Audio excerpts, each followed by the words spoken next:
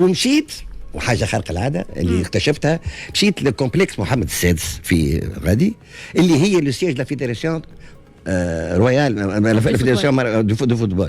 اي قداش سيدي الوحده نتاعها قداش 39 هكتار. جابونا هذيك نتاع الجولف ندوروا بها 39 هكتار.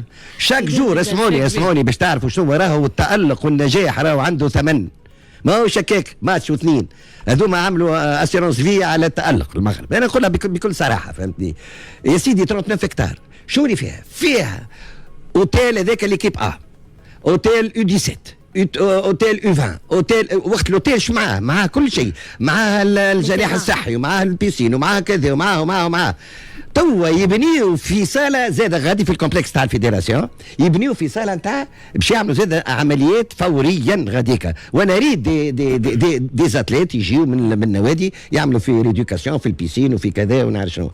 دونك